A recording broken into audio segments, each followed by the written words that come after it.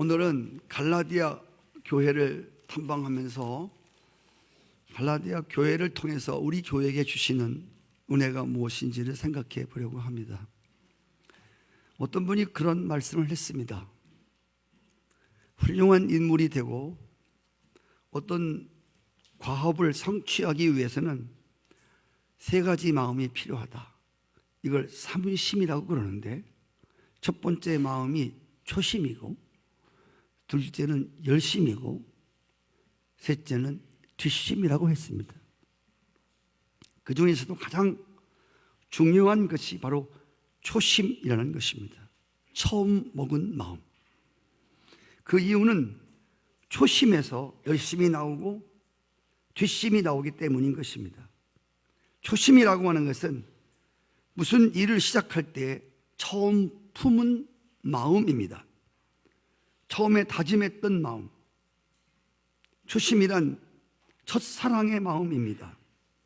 초심이란 겸손하고 순수하여 배우려고 하는 마음입니다. 초심이란 어린아이같이 순진한 마음입니다. 인생을 성공적으로 사는 지혜, 신앙생활을 도중에 포기하지 않고 신앙생활에 좋은 인격으로 성숙할 수 있는 중요한 지혜가 바로 초심으로 살아가야 한다는 것입니다. 뭐든지 그렇습니다. 목사도 장로도 간호원을 시작할 때 선서를 합니다. 환자들을 사랑으로 성심껏 섬기겠다고 하는 선서할 때의 그 마음. 직장 생활에 감사를 느끼며 최선을 다해서 직장 생활을 해야 되었다고 하는 그런 초심이 있죠. 신앙생활도 마찬가지. 하나님의 은혜를 받고 감격하며 정말 죽을 때까지 주님 잘 믿어야 되겠다. 정말 하나님의 사랑을 깨닫고 그 사랑에 감복하여서 내가 정말 하나님의 사랑 앞에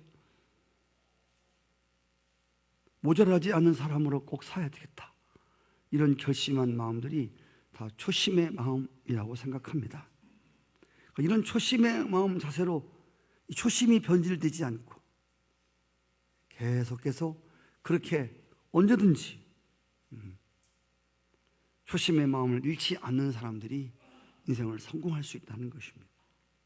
우리가 무엇이 되고 무엇을 이루었다고 생각할 때에 이때가 가장 위험할 수 있습니다. 우리가 점검해야 할 마음이, 늘 우리의 마음을 살펴야 할 것들이 초심의 마음입니다. 우리 인생의 위기는 초심을 잃어버릴 때 찾아올 수 있습니다.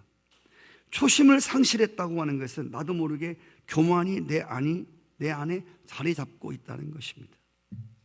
우리가 정기적으로 건강검진을 받듯이 우리 마음을 정기적으로 주기적으로 늘 마음을 살펴야 됩니다. 내가 하나님 앞에서 처음 다짐하고 처음 먹었던, 처음 은혜 받았던 그 마음과 얼마나 거리가 생겼는지. 초심은 마치 정원과 같아서 날마다 가꾸지 않으면 잡초가 나고 가시울타리가 쳐지고 초심의 마음이 묻혀지게 됩니다. 그리고 변질되게 됩니다. 인생에 어떠한 인생을 살다가 어떤 위기가 오더라도 인생의 위기가 찾아왔을 때 초심으로 돌아가라는 말이 있습니다. 왜?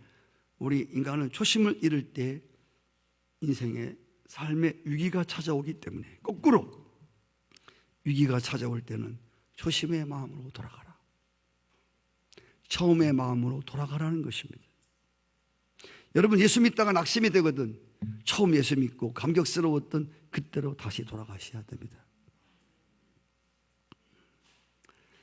바울 사도가 갈라디아 교회를 향해서 편지를 쓴 이유도 갈라디아 성도들로 하여금 초심의 마음을 회복하기 위해서 갈라디아 편지를 쓰고 있는 것입니다. 갈라디아 1장 2절에 보시면 함께 있는 모든 형제로 더불어 갈라디아 여러 교회들에게 라고 기록한 걸 보아서 갈라디아서는 어느 한 교회가 아니라 갈라디아 지방에 있는 여러 교회들에게, 작은 가정 교회들에게 보내는 편지였음을 알 수 있습니다. 갈라디아 교회는 사도 바울이 1차 전도 여행 때에 갈라디아 지역에 가서 복음의 씨앗을 뿌림으로 그때에 생겨난 첫 번째 교회입니다. 그리고 사도 바울은 갈라디아에 교회 하나를 세워놓고 떠났습니다. 그리고 4년 후에 갈라디아 교회 소식이 들려왔습니다.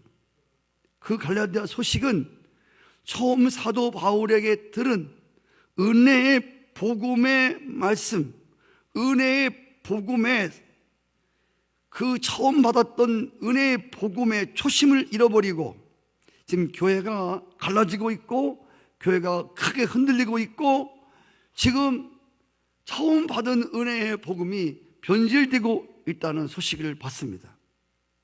그리고 그것을 바로잡아 주기 위해서 오늘 갈라디아서를 썼단 말입니다.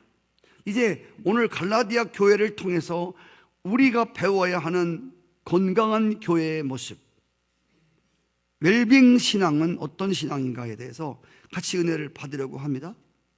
사도 바울은 이 편지 서론에서 갈라디아 교회 성도들이 사도 바울에게 처음 받은 은혜의 복음을 잘 지키고 있지 못함에 대해서 개탄하고 있습니다. 그래서 갈라디아 1장 6절에 보시면 그리스도의 은혜로 너희를 부르신 이를 이같이 속히 떠나 다른 복음을 쫓는 것을 내가 이상하게 여긴다고 했습니다. 성서학자들은 바울이 갈라디아를 떠난 후에 유대인 가운데 율법주의자들이 갈라디아 교회 안에 들어와서 갈라디아 교회에 크게 변질과 혼란을 가져왔다고 말하고 있습니다. 여러분, 율법이라고 하는 것은 하나님의 선물입니다. 성도들의 삶의 표준으로 잘 지켜야 합니다. 그런데 그럼에도 불구하고 우리는 율법을 완전하게 지킬 수 없기 때문에 절대로 율법을 가지고는 구원에 이를 수가 없다는 것입니다. 오직 예수 그리스도를 믿는 믿음으로만 구원에 이를 수 있습니다. 그런데 율법주의자들은 예수 믿는 것으로는 충분치 않다. 참 하나님 백성이 되려면 예수 믿는 것 플러스 할례 같은 어떤 종교적인 의식과 형식을 지켜야 한다고 주장하고 있습니다. 만약에 이런 의식을 지킨 것이나 어떤 종교적인 행위를 가지고 우리의 구원이 이루어지는 것이라면 예수님의 십자가의 죽으심이 헛되이 하는 것이라고 사도 바울은 갈라디아 교인들에게 가르치고 있습니다. 갈라디아 2장 21절에 보시면 내가 하나님의 은혜를 피하지 아니하노라. 만일 의롭게 되는 것이 율법으로 말미암았으면 그리스도께서 헛되이 죽으셨느니라. 율법 잘 지켜서 구원받으면 예수님 십자가에 죽으실 필요가 뭐 있겠습니까? 뭐로 죽었다가 다시 살아나십니까? 그래서 사도 바울은 구원받는 조건으로 예수 믿는 것 외에 그 무엇인가를 더해서 강조한다든지 예수 믿는 것 외에 다른 것들을 가르친다든지 그것은 은혜의 복음이 아니고 다른 복음이라고 경고하고 있습니다. 갈라디아 1장 7절 말씀, 다른 복음은 없다. 다만 어떤 사람들이 너희를 교란하게 하려고 그리스도의 복음을 변질시키고 있다고 하는 것입니다. 갈라디아 1장 8절에 보면 그러나 우리나 혹은 하늘로부터 온 사람이라도 하늘로부터 온 사람, 계룡산에서 40년, 설악산에서 50년 돛 닦고 온 사람이라도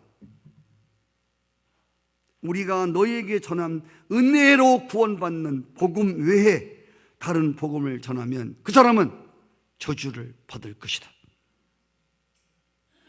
성도 여러분, 우리가 받은 복음을 은혜의 복음이라고 성경은 말하고 있습니다. 은혜의 복음. 은혜의 복음이 무엇이죠? 은혜가 무엇이죠? 은혜라고 하는 것은 자격이나 조건이 있어서 무엇을 받는 것이 아니라 자격이나 조건이나 아무것도 없는 사람에게 베풀어지는 하나님의 호의 받을 수 없어.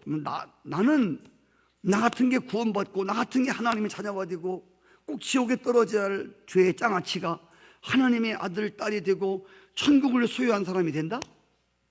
이건 여러분 자격 갖고 되는 게 아니에요. 여러분들에게 물어볼게. 여러분 어떤 사람이 나는 예수 믿을 자격 있어. 그런 사람 손 들어보세요. 난 하나님 백성 될 만한 자격 있는 사람이야. 한번 나와봐요. 그치, 얘기해 줘봐. 뭔가. 여러분은 잘 아시잖아요. 내가 누구인지를 잘 알잖아요. 나 같은 사람이 하나님과 연합한 사람이 될 수. 구약시대 때는요, 죄와 허물 있는 사람들이 하나님과 부닥치면 즉시 죽어버렸어요. 죄인이 거룩하신 하나님과 충돌할 때 그냥 죽는 거예요.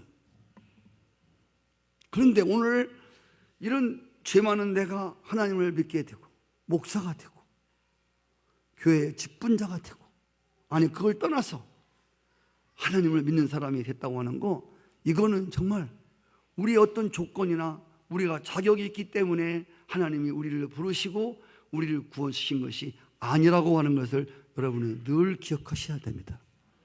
이게 초심이에요. 이런 마음이 잃어버려지고 그러면 여러분 교회 안에서 울그락불그락 내가 뭐나 된 것처럼, 내가 무슨 조건과 자격이 있어서 내가 이런 자리에 있는 것처럼 생각하면 그때부터 여러분들은 아주 교회를 혼란스럽게 하는, 하나님의 은혜를 은혜되지 못하게 하는 그런 삶을 살아가는 변질된 초심을 잃어버린 그런 성도가 될 것입니다. 성도 여러분, 요한복음 3장 16절에는 하나님이 세상을 이처럼 사랑하사 독생자를 주셨는데 저를 믿는 자마다 영생을 얻게 하신다. 이 하나님을 하나님이 이처럼 사랑했다. 뭐 때문에 사랑했을까요? 사랑하는 조건이 있었을까요? 우리가 하나님 사랑받을 만한 조건이 있고 자격이 있어서 하나님 우리를 사랑하신 거예요? 로마서 5장 8절은 이렇게 말합니다. 우리가 아직 하나님과 원수 되었을 때, 하나님과 아직 우리가 죄인 되었을 때 하나님의 사랑이 우리에게 이렇게 나타난 바 되었다. 할렐루야. 이것이 은혜입니다. 하나님의 사랑받을 만한 조건이 아무것도 없이, 하나님의 관심받을 만한 조건이 이만큼도 없는 사람, 눈곱만큼도 없었다. 이런 사람들이 하나님의 사랑을 받고, 할렐루야, 하나님의 사랑은 조건 없는 사랑입니다. 하나님의 사랑은 이유 없는 사랑입니다. 하나님이 우리를 사랑하신 것은 단 한 가지 이유는 하나님이 본래 사랑이시기 때문에. 아브라함을 믿음의 조상이라고 세웠을 때 많은 성도들은 그래도 뭐가 있었을까요? 그렇지? 믿음의 조상이 되는데 뭐가 있으니까 믿음의 조상을 세웠을 거 아니야. 천만의 만만의 말씀. 목동이었던 다윗을 이스라엘 제일 훌륭한 왕으로 세웠는데 뭐가 있었을 거야. 그렇지? 여러분 자꾸 사람을 파라고 사람을 파지 마십시오. 응? 자꾸 사람을 파지 말라니까. 사람을 연구하지. 성경은 사람을 연구하는 게 아니에요. 누굴 연구하는 거야? 죄인들을, 아니 무식한 목동을 왕의 자리에 올려놓은 그 하나님이 누군가. 할렐루야. 그 하나님을 파는 거예요. 그래서 그 높이와 길이와 넓이를 더해가는 것이 신앙생활이야. 뭐가 다윗에게 있을 것이야. 다윗 좀 파봐야지. 파봐야 죄인이야. 할렐루야. 어떤 성도가 하나님의 복을 많이 받았어. 뭐 때문에 복 받지? 꼭 그렇게 놀부같이 뭐 때문에 복 받았을까? 따지고 보면 호박씨 제비다리를 붙들어 매줬대? 그런 걸 연구하면 여러분들 제비다리 억지로 분지른다니까. 놀부가 되는 거야. 그래서 우리가 연구하는 것은 하나님이 어떤 분인가, 저 사람은 저렇게 잘 살 수 있는, 저렇게 하나님의 사랑받을 만한 아무 내가 볼 때는 조건도 없는 사람인데 하나님이 왜 저를 사랑하실까, 그 하나님에 대해서 자꾸 알고 싶어하고. 할렐루야.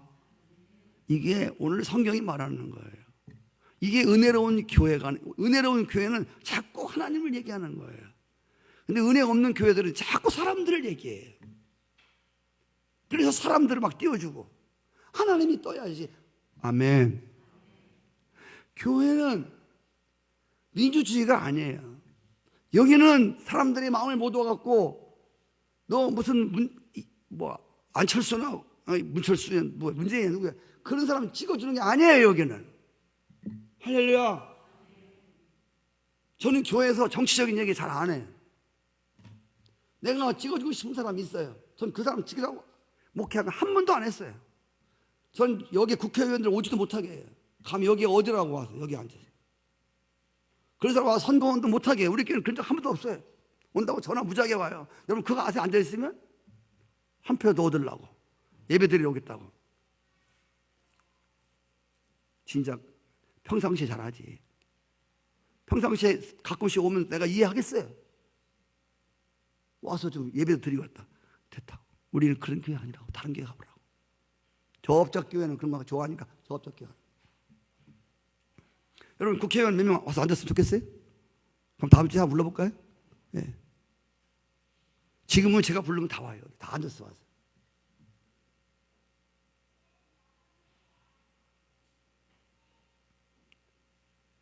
국회의원이 많이 나오면 11조가 많이 나오겠죠. 저는 중요한 것이 정말 이따가 나오겠지만 우리 교회가 하나님의 은혜가 있는 교회가 되기를 원합니다.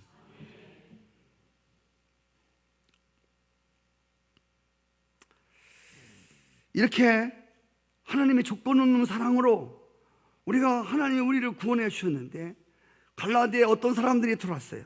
이상한 사람들이 들어왔어요. 그래서 어떤 예수를 믿되 종교적인 의식과 어떤 인간적인 행위를 가지고 그래야만 완전히 구원에 이를 수 있다. 조건 없는, 이유 없는 하나님의 사랑을 조건적 사랑으로 만드는 어떤 사람들이 와서 은혜의 복음을 받은 갈라디아 교인들을 자꾸 혼란스럽게 한다는 것입니다. 여러분 제가 어떤 사람이 제가 죽을 자리에 있었는데, 아니 여러분이 죽을 가운데 있었어요. 근데 어떤 사람이 나를 죽음의 위기에서 나를 구원해 줬어요. 그리고 그 사람이 죽었어요. 보세요. 그 사람은 나를 살려주기 위해서 순수한 사랑으로, 순수한 그 사람을 살려야 되겠다는 마음으로 뛰어들어서 나는 살리고 그 사람은 죽었어요. 그런데 어떤 사람이 내게 와서 아니야, 그 사람이 그렇게 순수하게 죽은 게 아니야. 그 사람이 너 위해 죽은 것은 무엇인가 너한테 받아내려고 그런 거야. 만약에 이렇게 한다면 순수하게 나를 위해서 죽어주고 나를 살린 그 순수한 그 사랑에 대한, 순수한 마음에 대한 모독이 아닐 수 없다는 것입니다. 오늘 갈라디아 교회 안에 들어온 율법주의자들이 바로 그런 걸 가르친 것입니다. 예수님이 십자가에 죽으셨어. 근데 사실이야. 근데 그것만 갖고는 안 되는 거야. 너희들이 뭐 다른 것들을 해야 돼. 여러분 예수님이 십자가에 죽으셨을 때 하신 말씀을 기억하시오? 내가 다 이루었다. 할렐루야. 가로치고, 그런데 다 이루었는데 조금 못 이뤘어. 85%밖에 못 이뤘는데 15%는 너희들이 채워라.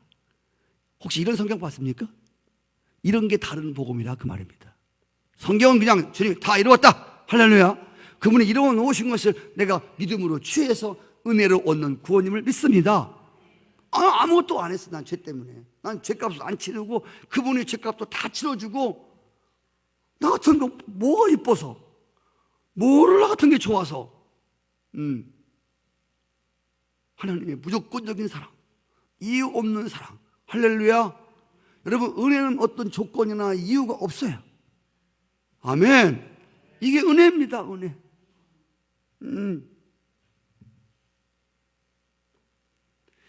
사도 바울은 단호하게 말합니다. 그런 것들은 다른 복음이다. 다른 복음을 전하면, 다른 복음을 가르치면 그 사람은 하나님의 저주를 받는다. 그 엄중하게 가르쳤습니다. 오늘날 우리 교회는 어떻습니까? 순수한 복음을 가르치고 선포하는 교회입니까? 사실 우리 교회 같은 경우는요, 이단이 와서 들어도 알아요. 걔들이 이 교회는 안 먹히겠구나. 이 교회는 사람 띄워주고 박수 쳐, 이런 교회가 아니거든요. 그런 교회는 이단들이 와서 발을 치기가 참 좋아요. 이단들이 성경을 우리보다 더 잘 알고 있어요. 목사가 성경적으로 가르치는지 은혜의 복음을 증거하는지 너무 잘 알고 있어요. 걔들도 알아요. 오면 사이비 같은 사람 우리 교인들 흔들어도 몰라, 흔들릴 기운이 있을지 모르겠지만 벌써 싹 보면 알아요. 보면 안다니까. 할렐루야.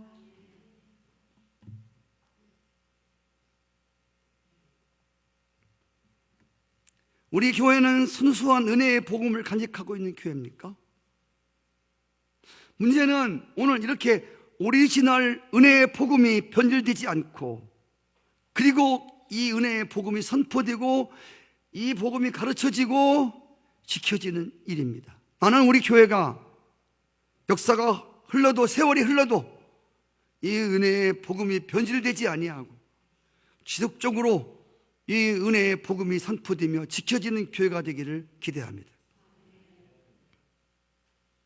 그런데 우리가 우리의 자신의 행위와 우리가 살아가는 엉터리 같은 삶 속에 그럼에도 하나님의 은혜로 구원받은 것을 선포할 때 한 가지 위험스러운 게 있어요. 한 가지 염려되는 것이 없지 않아 있습니다.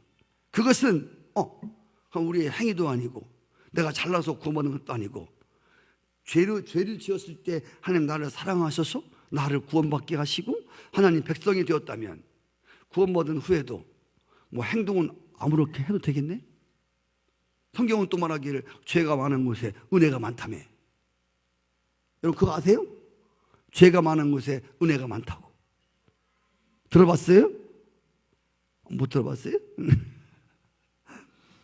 하나님의 은혜는 죄가 많은 곳에 나타난다. 그래서 더 큰 죄를 지쳐. 이런 사람들이 실제 있었다는 겁니다. 그래서 로마서 6장 1절 2절에 보시면 이런 사람들에게 무슨 말을 하느냐? 야, 더 큰 은혜를 받으려고 죄 속에 거하겠느냐? 은혜를 더하게 하려고 죄에 거하겠느냐? 그럴 수 없느니라.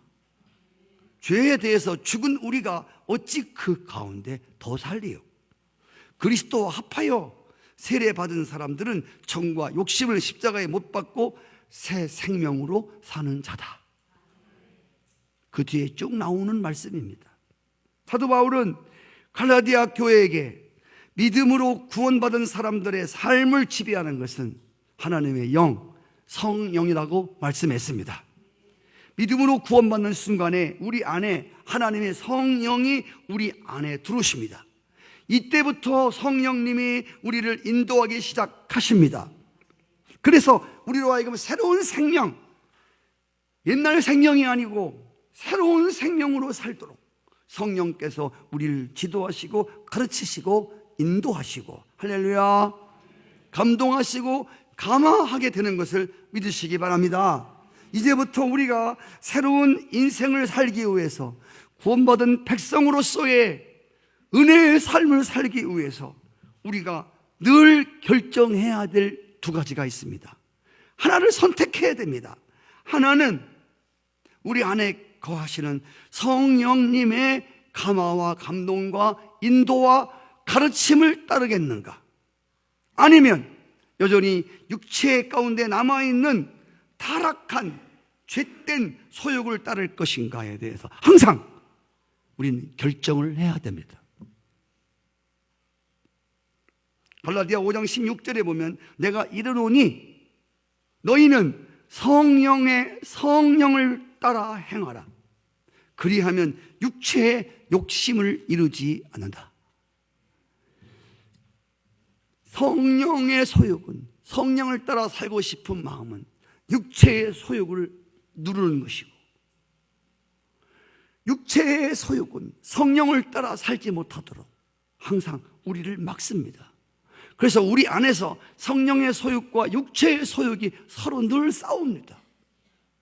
그래서 우리가 어떤 것에 복종되느냐에 따라서 육체의 소욕을 따르는 사람이 될 수도 있고 성령의 소욕을 따르는 사람이 될 수도 있다는 것입니다. 그런데 갈라디아 5장 19절 이하에 보면 사도 바울은 육체의 욕심을 따라 살아가는 사람들에게 나타나는 열매가 있다고 말합니다. 그 열매를 이렇게 말합니다. 첫째로 음행, 더러운 것, 호색, 우상숭배, 주술, 점치고 굿하고 그런 거, 원수 맺는 거, 분쟁하는 거, 시기하는 거, 분내는 거, 서로 좋아하는 사람끼리만 당짓는 거, 분열, 이단, 투기, 술 취함, 방탕함, 이런 것들이 육체의 소욕을 따르는 열매들이라는 것입니다. 육체의 소욕을 따르는 사람들에게는 이런 열매를 늘 볼 수 있다는 것입니다. 그러면서 갈라디아 5장 22절에 성령을 따라 행하는 사람들에게 나타나는 성령의 열매를 또 말씀하고 있습니다. 성령을 따라 살아가는 사람들에게 나타나는 열매는 첫째로 사랑, 두 번째로 희락, 늘 기뻐하고 감사하고 화평, 오래 참음, 양선, 충성, 자비, 온유, 절제, 겸손, 이런 이게 성령의 인도를 따르는 사람들이 나타나는 열매들입니다. 이 열매는 빛의 열매예요. 할렐루야. 이것은 예수님의 마음을 가리키는 것입니다. 옛날 청교도인들은 이 대목을 이렇게 가르쳤습니다. 우리 안에는 옛 아담이 있고 새로운 아담이 있다. 이 두 아담이 살고 있는데 죄가 와서 우리의 마음 문을 두드릴 때에 육신에 속한 옛 아담이 나와서 반응하면 죄와 짝하게 되는 것이고, 성령 안에서 새롭게 된 새 아담이 나가서 죄에 대해서 우리는 문 못 열어줘요. 가세요. 빨리 가세요.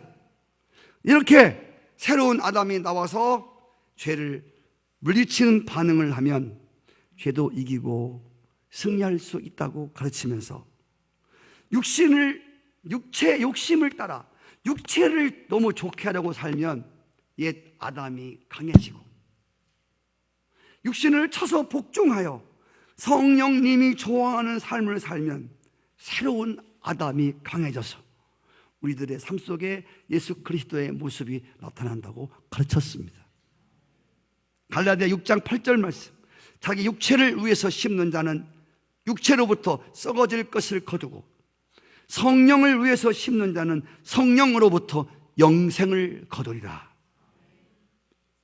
시편 126편 5절, 눈물을 흘리며 씨를 뿌리는 자는 기쁨으로 단을 거둬들이리로다. 할렐루야. 여러분, 오늘 우리가 무엇을 심고 계신가요? 여러분, 육체를 위해서 무엇을 심고 계신가요? 아니면 성령을 따라 심는 자들인가요? 여러분들은 육체의 열매를 사모하십니까? 성령의 열매를 사모하십니까? 여러분들은 무슨 씨를 심고 있습니까? 호박씨를 심고 수박이 나오기를 바라면 안 되겠지요. 맞죠? 수박씨를 심어놓고 딸기 먹고 싶어 하면 안 되겠지요. 그래서 우리가 육체의 욕심을 따라 심는 것들은, 육체를 위해서 심는 것들은 썩어질 것들을 거두게 된다. 성령의 감동과 감화를 통해서 심는 것은, 투자하는 것은, 이것은 하나님 앞으로부터 영원토록 하나님 앞에까지 가는, 할렐루야, 영생을 거두게 된다고 말했습니다. 오늘 갈라디아 교회에서 배우는 웰빙, 건강한 교회의 모습, 건강한 신앙의 모습이 바로 성령의 열매를 구하는 성도와 교회가 되어야 한다는 것입니다. 사도 바울은 갈라디아 성도들에게 우리 안에 성령이 거하시는 사람들에게 나타나는 두 가지를 지금 얘기하고 싶어 합니다. 제가 오늘 두 가지를 다 말씀드리려고 했는데 한 가지밖에 말씀을 못 드리게 시간이 없었어요. 나중에 제가 조금 마지막 두 가지는 마지막 결론에 좀 붙여서 말씀을 드려 올리도록 하겠습니다. 그 첫 번째가 뭐냐면 보세요.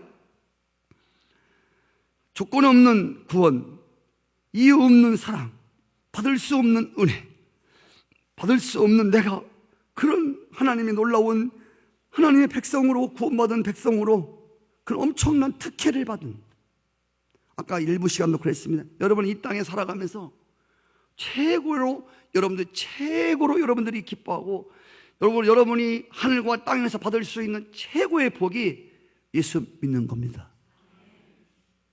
이건 횡재예요, 횡재.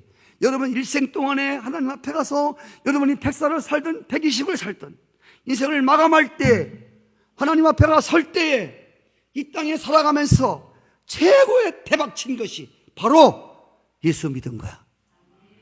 한번 따라해 보세요. 예수 믿은 게 최고로 대박친 거다. 할렐루야. 조금 말이 좀 무식해서 죄송합니다만은 여러분에게 확 다가오잖아요. 로또 복권 당첨된 것은 그거 가지고 여러분 훌륭한 사람 된 사람이 없이요. 네? 집을 10채 갖고 있다고 그래서 그런 거 가지고 여러분 사람이 훌륭한 사람이 나오지 않아요. 이게 예수 믿게 된 거, 예수 믿은 것 자체도 여러분이 교회를 발을 디디고 들을 수 있다는 게 아무나 하는 게 아니에요. 아멘 하세요? 근데 아무나 할 수 있는 건 왜 아무나 안 들어와? 이렇게 정원도 잘 갖고 놓고 이쁘게 해놓고 눈을 뜨세요. 왜 안 들어와? 아무나 들을 수 있는 것 같으면 여기는 아무나 들을 수 있는 곳이 아니야. 아무나 들을 수는 있어.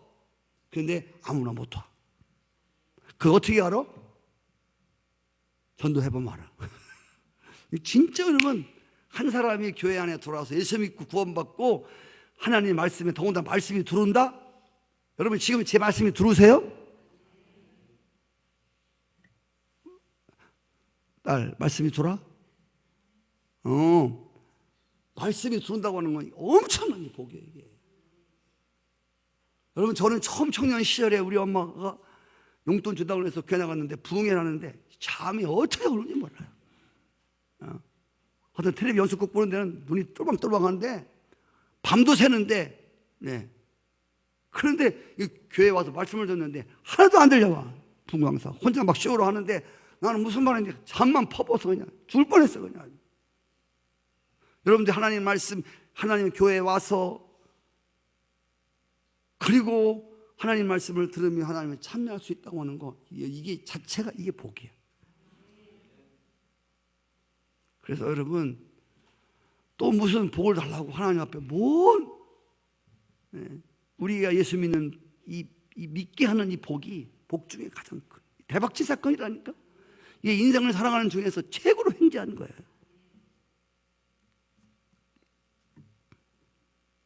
그 여러분들 마음속에 늘 하나님 나 같은 거 은혜 구원해 주신 거에 대해서 그 은혜를 초심의 마음을 여러분 잃지 않기를 바라요. 여러분 목사도 은혜를 많이 받은 사람들도 하나님이 나 같은 것 꼭 죽을 수밖에 없는 지옥 갈 것 나 같은 거 구원해 준 거 이 은혜의 초심이 자꾸만 이루어져 버리면 자꾸 내가 예수를 몇 년 믿었느니 내가 교회에서 뭐니 어쩌고저쩌고 이런 자기 공로가 나오고 자기 업적이 나오고 자기 행위가 나오고 내가 이래서 내 자격이 나오고 그럼 끝난 거예요. 끝난 거예요. 그 사람은 초심을 잃어버린 그리고 신앙이 곤두박질 치고 있다고 하는 것을 깨달으시면 돼요. 성도 여러분 오늘 성령님이 우리 안에 거하실 때에 나타나는 현상이 있는데 선을 행하고 싶어 한다는 것입니다. 할렐루야. 성령님이 우리 안에 거하시고 예수 믿으면 우리 안에서 선한 일을 하고 싶은 거야. 막을 수 없는. 특별히 믿음의 공동체 속에서 자꾸만 선한 일을 하고 싶은 마음이 생깁니다. 구원받은 성도 안에 거하시는 성령님은 구원받은 하나님 백성이 된 성도들 안에서 항상 우리 안에 선을 행하도록 감동하고 감화하시고 지시하시고 동기를 부여하는 분임을 믿으시기 바랍니다. 그래서 구원받은 성도들에게는 누가 시키지 않아도 자꾸 선을 행하고 싶은 욕구를 갖게 되는 거예요. 여러분 잘 들어보세요. 예수 믿고 하나님의 신을 모신 사람들은 선을 행하고 싶어요. 아멘. 돈을 벌거나 건강하거나 여러분 안에 선을 행하고 싶은 욕구가 없다면 다시 여러분 초심으로 돌아가시기를 바라요. 할렐루야. 인간이 가장 부담스러울 때는 선을 행할 때가 가장 부담스러워요. 근데 선행도 두 가지가 있습니다. 하나는 예수 믿지 않는 사람들의 육신적인 사람들의 선행이 있습니다. 여러분 교회 안 다녀도 하나님 백성이 아니더라도 선을 행하는 사람 많습니다. 부모님 잘 모시고 수제 헌금 많이 내고 동민들 꽃 심으라고 돈 기업체에서 무슨 일 있으면 어려운 사람 도와주라고 막 1억씩 3억씩 10억씩 막 대줍니다. 이런 선은 잘 들으셔야, 이런 선행은 무엇을 위한 선행이냐? 자기를 위한 선행이에요. 내가 이렇게 착한 사람이라고 하는 것을 드러내기 위해서. 우리 삼성 회사가, 우리 LG 회사가 이렇게 어려운 사람들을 많이 장학금을 도와주고 있다. 그 메이커를 드러내기 위해서 선을 행하는 거예요. 신문나기 위해서, 피할하기 위해서. 그런데 기독교인 성령님이 우리 안에 거한 은혜로 구원받은 성도들, 은혜의 복음을 듣고 구원받은 성도들은 성령님이 시키시는 선행은 누구를 위한 선이냐? 자기를 드러내는 선이 아니라 하나님이 얼마나 선하신 분인가를 드러내는 선행인 줄 믿습니다. 마태복음 5장에 보면 너희 선한 행실을 사람들에게 보여서 네가 얼마나 착한 자인가를 드러내지 말고 하나님이 얼마나 선하신 분인가를 드러내서 그들도 하나님을 믿고 싶도록 하라는 것입니다. 그런데 오늘 교회 안에서 육신적으로 봉사하는 사람이 있단 말입니다. 육체로 봉사하는 사람들이 있단 말입니다.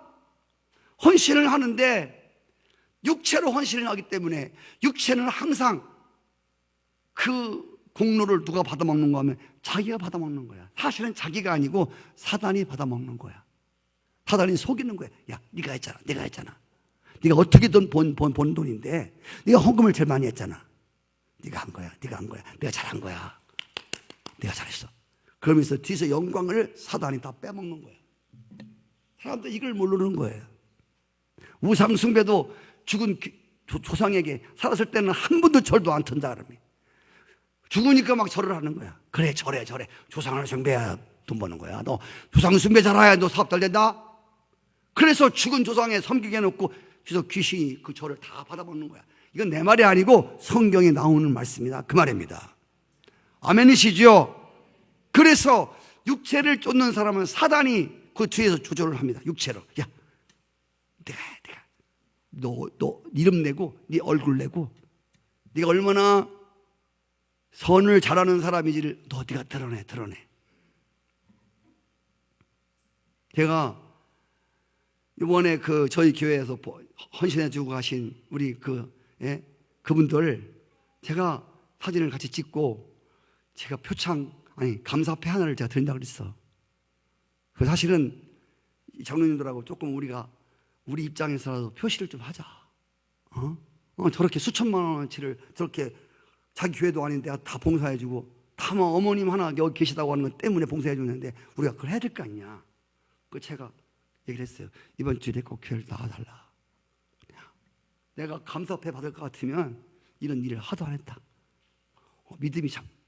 근데 이상하게 오늘 좋은 사람이 많네요. 오늘 은혜가 많을 때는요 사단이 자꾸 이렇게 졸게 만들어요. 왜? 이 은혜를 받으면 큰일 나거든. 이 은혜가 들어가면 교인들이 이게 큰일 나거든 이제. 그래서 막 선을 막 하니까 이런 얘기를 못 듣도록 자꾸만 졸게 만드는 거예요. 제가 은혜가 막 내리는 날은요, 딱 좋은 사람이 유난히 많아. 예.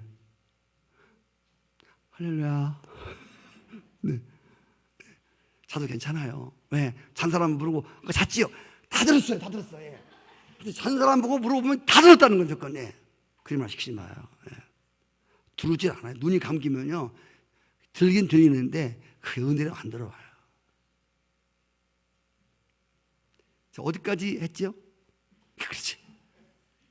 두 가지. 하나는 하나님을 위한 선은 하나님이 얼마나 선하신가를 드러내는 거야. 할렐루야. 그래서 성경에 나오는 사람들을 보십시오. 사람들이 자기를 주목할 때 왜 나를 주목하느냐? 내가 한 게 아니야. 이거 하나님의 선하심이야. 할렐루야. 하나님의 선하심이, 예, 합력하여 선을 이루시는 이 하나님이 어떤 분인가를 드러내는 것이야. 하나님이 우리에게 참 선한 일을 하셨습니다. 하나님이 우리 죄인들에게 하신 선한 일이 뭐죠? 아들을 십자가에 매달아 내 대신 죽이신 거야. 하나님이 우리를 구원시킨 거야. 이건 참 하나님이 잘하신 선함입니다. 이건 공짜로 우리에게 선함을 주신 겁니다. 그래서 하나님의 은혜를 받은 사람들은, 거저받은 사람들은 거저 다른 사람들에게 선을 행해야 할 줄 믿습니다. 다른 사람이 칭찬이 없을지라도 내가 공짜로 받은 은혜로, 그러니까 은혜란 말을 우리말로 공짜라는 말이에요. 공짜로 받았으니까 공짜로 주는. 할렐루야. 그 사람들의 선을 베풀 때, 교회에서 선을 베풀 때 우리는 이렇게, 네, 거저받은 하나님의 선함을 또 거저 은혜로 다른 사람들에게 선을 행하는 것, 참 은혜가 됩니다. 여러분, 은혜로 행하는 것은 여기 봐도 은혜가 됩니다. 근데 은혜로 안 하는 것은요, 눈살이 찌푸집니다. 내가 얼마나 똑똑하고, 내가 얼마나 은혜가 많고, 내가 얼마나, 이런 자기를 드러내려고 하면요, 이미 기도하는 사람들 딱 알아요. 아우, 식상해. 아무리 좋은 일 해도, 아우, 주여. 기도거리가 되는 거야. 거저 받았으니 거저 주라. 아멘. 성도 여러분, 우리가 선을 행할 때 꼭 기억해야 될 것은, 여러분, 선행을 질투하는 마귀의 역사가 반드시 따라온다는, 여러분들이 착한 일을 하고 싶을 때 반드시 마귀가 우리 마음에 들어와. 우리 생각 속에 들어와. 호사다마라고 그래서 선한 일에, 좋은 일에 마귀가 꼭 역사한다는 사실을 아셔야 돼요. 그래서 오늘 교회 안에서 착한 일을 하다가, 선한 일을 하다가 시험 들어서 낙심하고, 그래서 좌절하고 있는 사람들이 얼마나 많은지 몰라요. 여러분은 혹시 그런 경험 해보지 않았습니까? 선을 행하시다가, 착한 일을 행하다가 혹시 시험 당한 경험 없으십니까? 여러분, 선한 일을 하다가 포기하면 누가 가장 좋아할까요? 네? 하나님의 선하시면, 하나님의 선을 드러내다가 포기하고 낙심하면 누가 좋아하겠어요? 마귀가 좋아하는 거예요. 그렇기 때문에 우리가 희생과 헌신으로 섬기다가, 네, 어려운 일이 생겼다고 해서 포기하시면 안 된다는 것입니다. 기억하십시오. 꼭 낙심과 포기와 절망하고 싶은 것은 예외 없이 마귀로부터 오는 거예요. 선함에 대해서, 하나님의 선함에 대해서 하고 싶지 않고 포기하고 싶고 낙심하고 절망스러운 것은 이건 마귀로부터 온 것이에요. 성령님은 어떤 상태에 있더라도, 우리가 절망 상태에 있고 낙심 상태에 있고 포기할지라도 성령님은 다시 우리를 일으켜 세워주는 분임을 믿습니다. 사단은 자꾸 우리를 낙심시키는 거예요. 아이, 너 그렇게 한다고 누가 알아줄 줄 아냐? 아이. 그래서 자꾸 우리로 하여금 선행을 못하도록, 자꾸 포기하도록.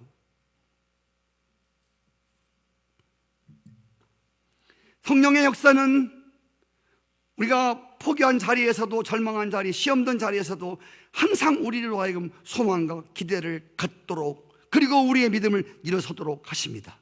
갈라디아 6장 9절 말씀 같이 읽어요. 시작. 우리가 선을 행하되 낙심하지 말라. 포기하지 아니하면 때가 이름에 거두리라. 10절 시작. 그러므로 우리는 기회 있는 대로 모든 이에게 착한 일을 하되 더욱 믿음의 가정들에게 할지니라. 아멘. 여러분, 믿음의 가정들에게 하라는 거예요. 다른 사람들에게 하나님의 선함을 나타내기 전에 너들끼리 먼저 서로 선을 행하는 자들이 되라는 거예요. 초대교회가 다른 사람들이 부러워했던 것들은, 초대교인들은 서로 사랑으로 섬기고, 할렐루야, 서로 믿는 가정들에게 착한 일을 하고, 없는 사람은 있는 사람이 착한 일을 하므로, 약한 사람은 강한 사람이 선한 일을 하고, 할렐루야, 그 약한 사람은 거기에 대해서 감사하고, 아멘. 배운 자는 못 배운 자들에게 주님이 얼마나 선하심인가를 또 나타내고, 그렇게 믿는 사람들 안에서 서로 선을 행함으로 천국을 만들라는 것입니다. 그래서 초대교회 사람들이 오고 싶어 했던 것들이야.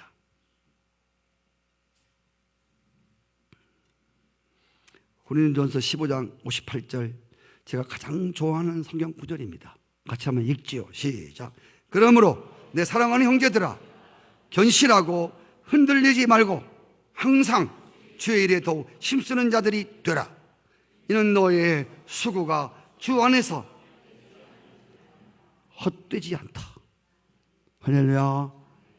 사단은 자꾸 우리를 시험 들게 해서 헛되게 만듭니다. 무엇보다 선한 일을 하다가 성도 사이의 관계에서 상처를 입지 않도록 여러분 유의하시기를 바랍니다. 본래 마귀라는 뜻은 사람들을 이간시키고 사람들을 참소시키는다는 뜻입니다. 그래서 마귀를 헬라어로 디아볼로스라고 합니다. 디아볼로스란 말은 이게 마귀란 뜻입니다. 디아볼로스를 해석하면 두 사이를 갈라놓는다는 뜻입니다. 마귀는 항상 우리의 관계를 갈라놓습니다. 성도 안에, 교회 안에서 이 집사와 또 박 집사를 갈라놓습니다. 이간시켜서. 네? 목사와 성도를 갈라놓습니다. 이간시켜서. 지도자와 또 성도들을 갈라시켜. 부부를 갈라놓아. 분열을 분열시켜. 이게 바로 사단이 해야 된다는 것입니다. 우리는 인간 관계의 상처를 사전에 조심해야 됩니다. 성도 여러분, 상처를 입었다고 해서 그 상처를 내 안에 계속 방치해 두면 안 됩니다. 상처는 시간이 지나면 없어지는 게 아니에요. 상처는 시간이 지나면 상처가 아물어지는 게 아니라 말이에요. 상처는 그대로 두면 그대로 굳어버리는 거야. 그 모습 그대로 굳어버려. 네. 그래서 빨리빨리 이 상처가 왔을 때 주님께 끄집어내고 하나님 앞에서 치유를 받으셔야 돼요. 아멘. 여러분, 한번 상처, 인간 관계에서 서로 선한 일을 하다가, 착한 일을 하다가 상처받으면 보세요, 다른 일을 할 수가 없어요. 찬양을 하다가 상처를 받으면 찬양은 고사하고 다른 일도 하기 싫어. 그 상처가 나를 붙들고 다른 일을 못하게 만들어요. 너 그 일하면 너 또 그런 일을 당한다? 너 그 일을 또 당할래 너? 나 같으면 안 해. 사단이 와서 우리에게 속삭입니다. 마치 이것이 진실인 것처럼. 여러분, 교회 안에 이런 성도 많습니다. 한 번 받아가지고 어떤 성도에게 착한 일을 하다가 또 상처받아. 나는 이렇게 좋은 일 했는데 저렇게 나가? 저거 다니면서 딴 말을 하는 거야. 돈 좀 있다고 말이야. 아니, 돈 있어서 하나님 재물 주신 걸로 선에 행했는데 그렇게 받아먹은 사람이 또 뒤에 가서 또 말하는 거야. 그래서 그런 소리가 들려오면 얼마나 상처가 되겠습니까, 여러분? 나는 순수한 마음으로 섬기고 봉사하고 나는 사랑을 했는데 저쪽에서 그렇게 나올 때, 선을 악으로 갚을 때 얼마나 상처가 되겠습니까? 저는 목회하면서 이런 상처가, 그래서 목사들이 죽어서 해보해 보면 가슴이 늘 썩어 있대요, 여기가. 목사가 가장 죽는 원인이 가슴이 썩어 죽는 거야. 어떤 목사가 그랬대요. 푹 파진 썩어서 고목나무가 패했는데 그 앞에서 그 목사가 그랬다대요. 푹 파진 썩은 고목나무 구멍 뚫어진 너도 내 마음 같다 그랬대요. 예. 상처를 너무 많이 받았대요. 나는 조라고 얘기해 줬는데 나보고 한 거예요? 뭐 한 거예요? 왜 나만 그래? 주여. 제가 여러분 그래서 목사는 많은 상처를 받아요. 여기서 받고 저기서 받고 이런 것들을 사랑으로 기도로 치유하고 감싸고 나가지 않으면 절대 목회를 할 수가 없어요. 정말 여기까지 제가 목회를 해온 것도 하나님의 은혜가 아닐 수 없어요. 진짜요. 그래서 여러분들 이따가 새벽 예배 나오지만 인도자들을 위해서 여러분 기도 많이 해주셔야 돼요. 특별히 저희 교회 같은 경우는요, 담임 목사가 거의 다 하잖아요. 네? 예배를 인도하는 것들, 모든, 이게 어떤 분들은 그냥 목사님은 그냥 담임만 서면 그냥 마치 누의 입에서 나오듯이 막 설교 나오는 줄 알아요. 여러분, 그렇지 않다니까요. 여러분, 여러분 은혜의 복음 하나를 전하려고요. 막 가슴이 졸이고 어떤 때는요, 몇 번씩 막 바꾸고 막 단어도 바꾸고 단어 수정하고 이렇게 교인들이 졸지 않고 잘 들을까 이렇게 하나님 또 물어도 보고 또 바꾸고 그래서 한 설교가 나와요. 그래서 아까도 일부 예배 딱 끝나고 갔는데 주여 다음 주일은 뭐지? 또 고민해. 다음 주일은 빌립보 교회를 통해서 또 우리 교회를 살펴보는. 그래서 이제 지금부터 또 마음이 두근두근 또 머리는 또 막 복잡해지는 거예요. 이것이 이제 정돈된 것이 설교예요. 아멘. 그래서 여러분들이 정말 끊임없이 기도를 해주셔야 돼요. 할렐루야. 그렇다고 또 한 소리 또 하면 누가 교회 말씀을 들으러 오겠습니까? 성도 여러분, 중요한 것은 이렇게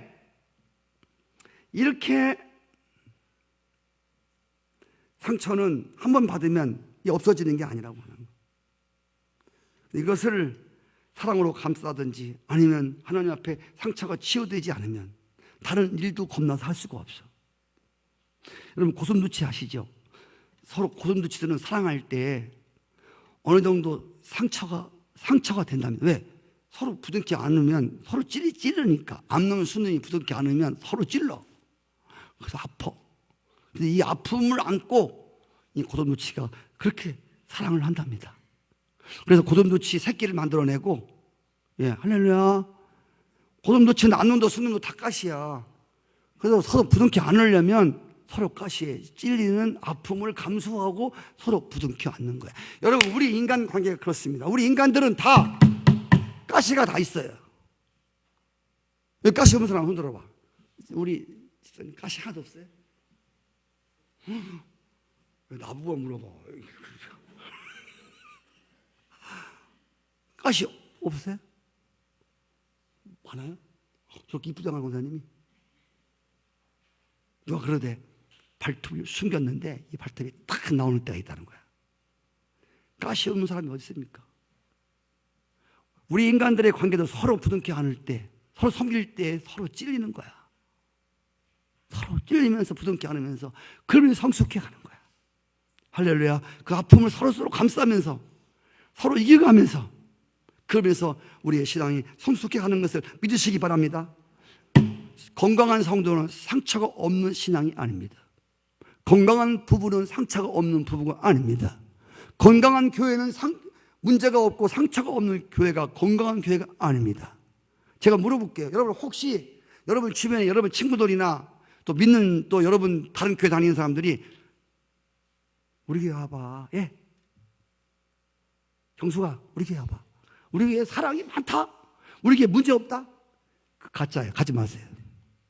유치원은 애들이 모이고 고물상한 건물이 모이고 교회는 죄인들이 모이는 곳이에요.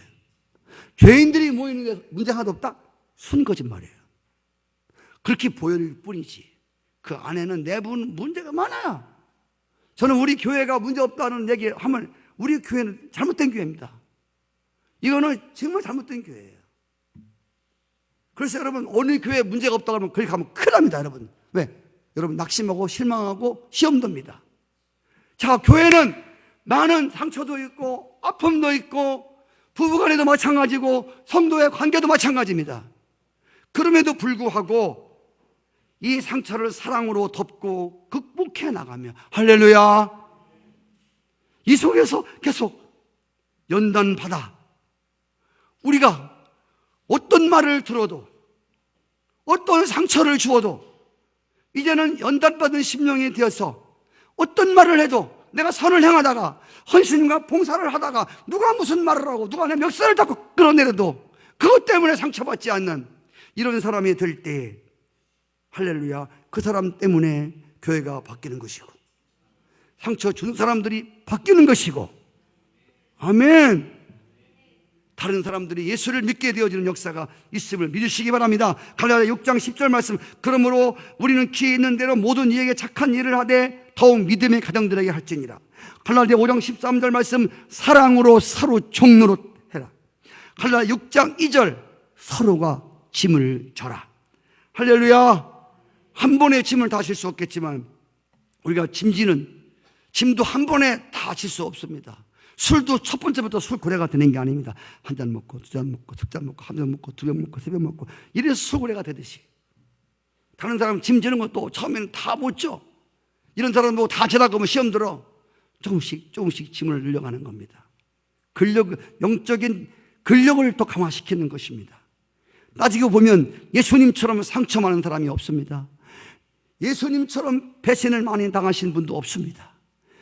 그 3년 동안 키웠던 베드로, 가룟 유다가 홀딱 받아먹고, 네, 그렇게 예수님 기적을 많이 보았던, 은혜를 입었던 사람들이 전부 도망쳐버리고, 여러분, 예수님 상처 많이 받았습니다. 결국 자기 땅에 온 유대인들이 십자가에 못 박으라고 소리 질러갖고 손에 못 박히는 상처, 가슴에 옆구리에 장을 찌르는 상처, 머리에 가시면류관 쓰는 상처, 육체의 상처, 정신적 상처, 심적인 상처, 배신의 상처투성이인 분이 바로 예수님이었습니다.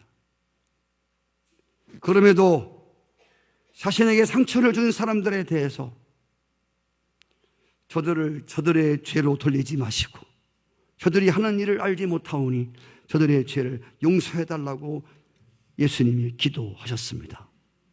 그래서 우리의 영원한 섬김의 대상이 되신 것입니다. 그래서 우리는 예수님을 따르고 싶은 것입니다. 우리도 여러분이 선을 행하는 사람들, 섬기는 사람들로 하여금 도리어 상처를 입을 때가 있습니다. 그때 펄쩍 뛰지 마시고, 신앙의 선배들이 그랬던 것처럼 선으로 악을 이기면서 우리에게 상처를 주는 이웃들을 변함없는 그리스도의 사랑으로 기도하며, 할렐루야, 선을 행하다가 포기치 아니하시면 반드시 여러분의 상처를 준 사람들이 와서 여러분 앞에 무릎을 꿇게 될 것을 믿으시기 바랍니다. 이럴 때 우리는 세상을 변화시키고 다른 사람들을 변화시키는 그건 그리스도인이 될 것을 믿습니다.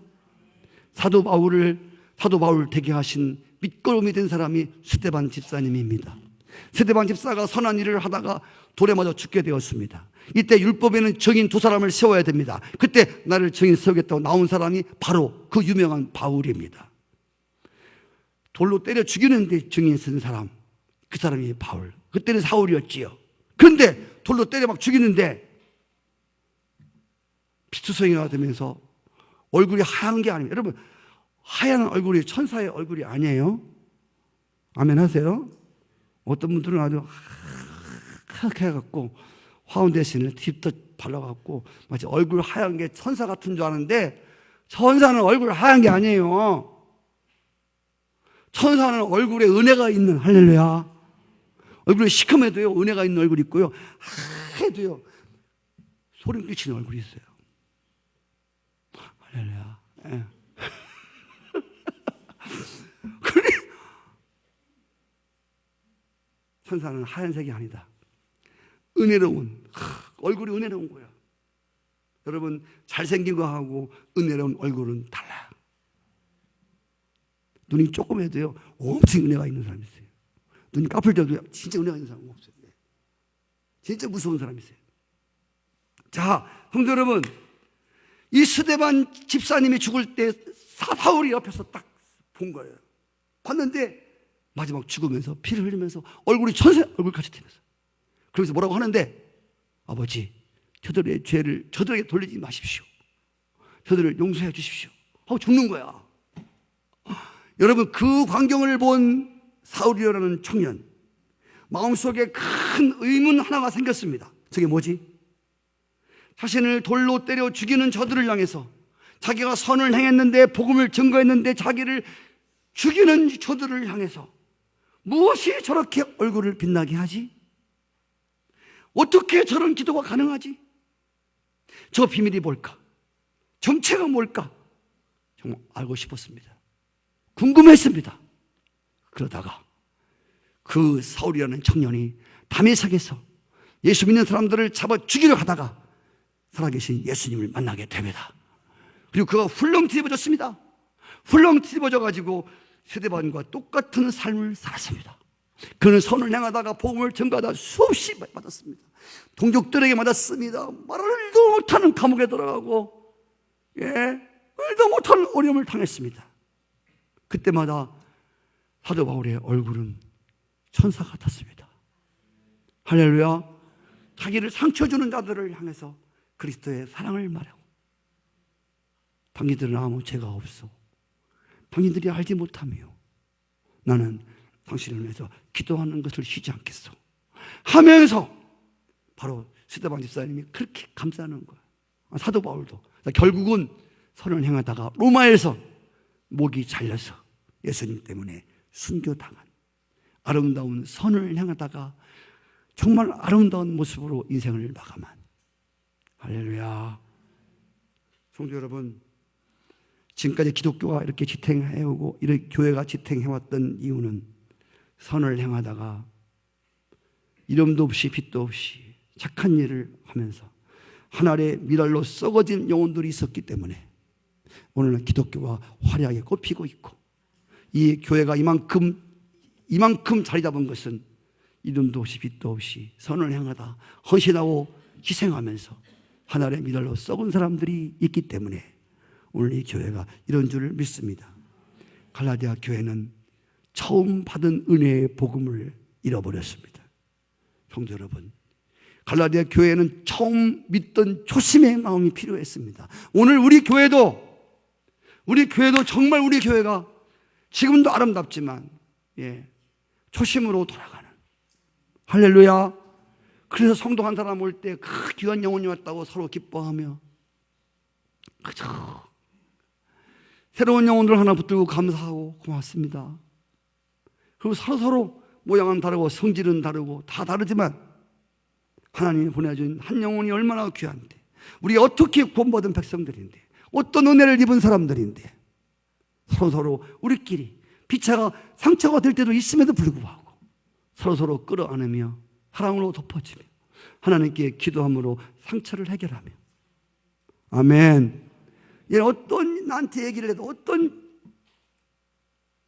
문구를 사나운 것들을 보아도 그것이 내 마음에 상처가 되지 않고 그게 내 마음에 시험이 되지 않는 연단받은 여러분들을 통해서 성도들이 변화될 것이고 우리 교회가 변화될 것이고, 그런 사람들을 통해서 오늘 예수 안 믿는 사람들이 변화되어서 하나님 앞에 돌아온 역사가 있을 것을 믿습니다. 우리 교회가 그런 교회가 되어지기를 바랍니다.